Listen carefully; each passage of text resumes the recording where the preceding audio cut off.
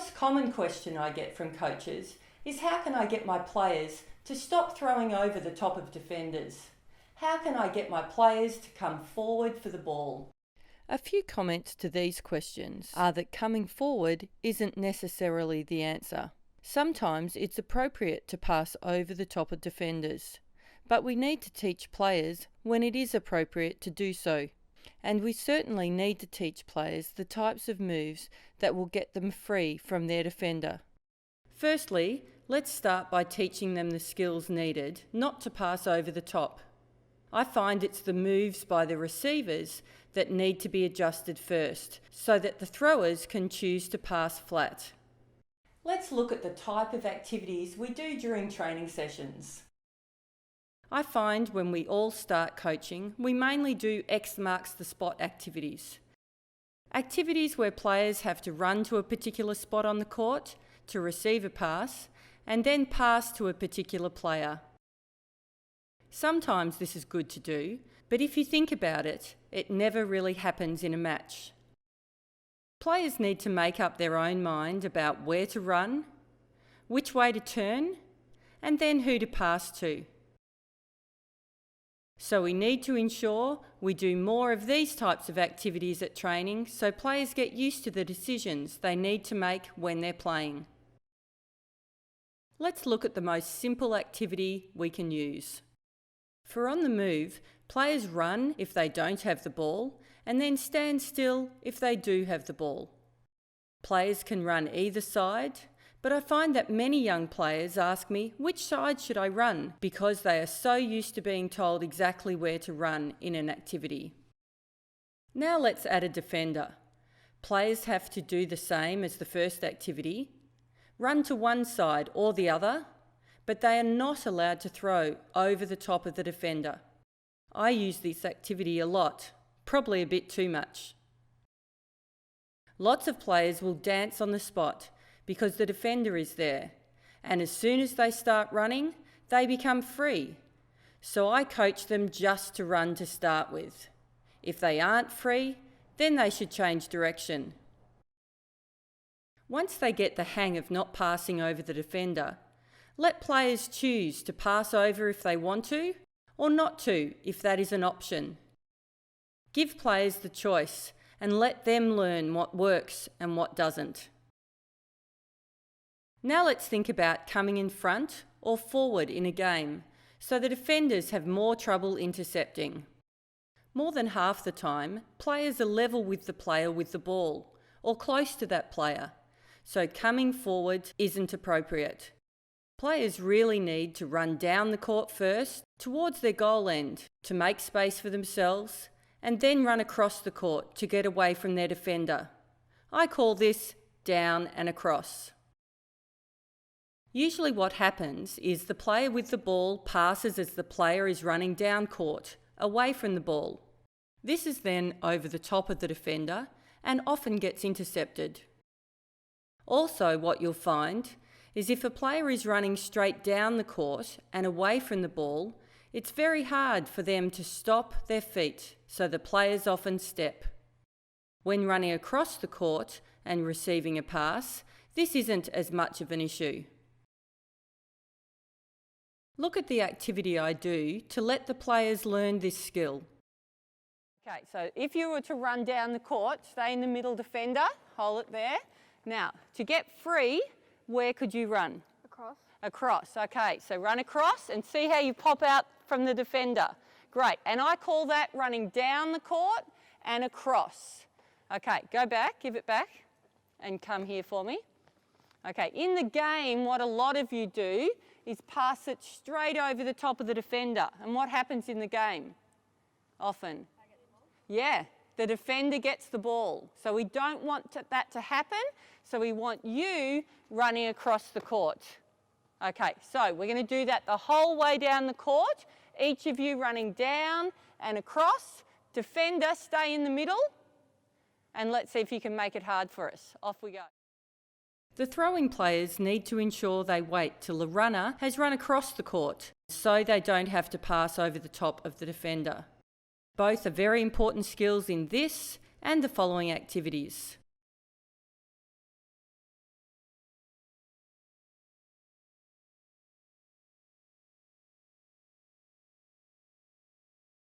What are the advantages of teaching players to not pass over the top of defenders? So the defenders have an easier job? So the defenders can't intercept as easy? So the ball moves slower? So the game looks prettier?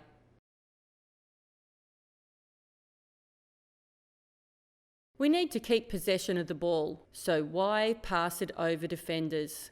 For young players, passing over defenders is very difficult. The pass needs to be precise, so teach your players to move away from their defender and to the side.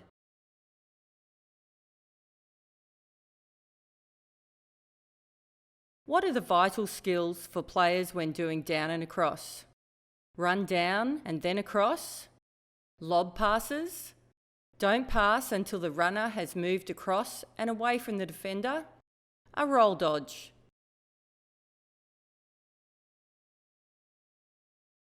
That's right. There are two skills vital to successfully completing a down and across play. The first thing is the runner needs to run down and across. The second, the thrower needs to wait until the runner has run across the court before passing it. The next progression is to introduce more choices, so more attackers and more space. Have 2 defenders on 3 attackers and give them the whole width of the court. Ask the players, what skill do you think you should use to get the ball down the court? Remember to just let them get used to the activity and the skills needed before giving them too many coaching points. Often players want to pass to the player when they are next to them, so remind them to look down the court first and wait for them to move down and across before passing. Or ask the players, where are you trying to get the ball to? The players will hopefully reply, to the goal ring.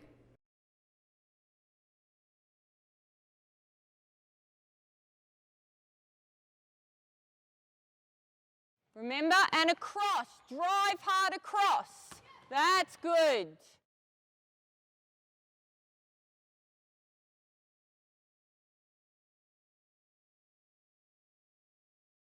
Look how the players can rotate through the activity. They move off the court to walk back to the start and change bibs on their way back. Now let's play a minor game and see if they can remember to use down and across. We'll play numbers using both ends. Create 2 even teams, 1 team with coloured bibs. Allocate a number to each player. Each team has the same range of numbers. The thrower calls out 2 numbers and drops the ball, ensuring that she alternates dropping the ball from one side to the other so that players won't all converge on the ball at the same time. The players whose numbers have been called out run in to contest picking up the ball. The team that gains possession are the attackers, the other team the defenders. There are now 2 attackers and 2 defenders on the court. The others stay behind their sideline. Attackers pass between themselves trying to get near the goal ring. They may also pass out to their own players behind the sideline. When shooting, they score 1 point if the ball hits the ring and 2 points if it goes in. The ball then comes back to the thrower after any points have been scored. Here's another minor game where players won't always need to use down and across, but will sometimes. This way, players will have to think about different types of moves. I call it circle to circle. Ideally, it's 3 on 3 at each end of the court, or you can use 2 on 2 at each end if you don't have enough players. In this activity, sometimes players will have to lead towards the ball and sometimes use down and across, depending on where they are in relation to the ball.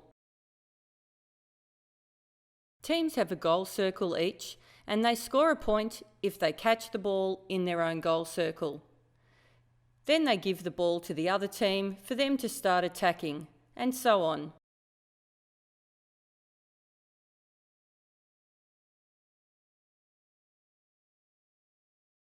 Now play a full game or half court at training, and during this and your next game, Remind them to use down and across and not pass over defenders most of the time.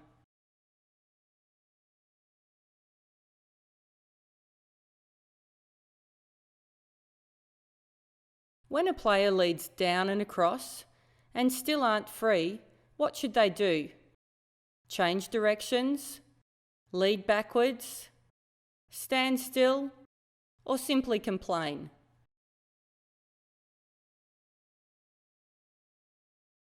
Many young players want to stand still or run backwards if they don't receive the ball, but they should keep offering by changing direction.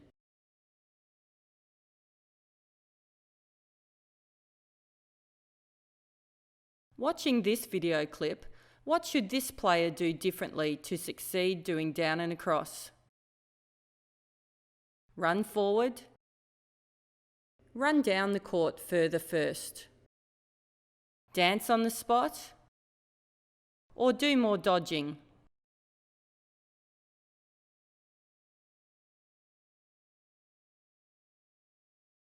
This player should run down the court further before changing direction. Running behind the defender and then across will open up more space and create better plays.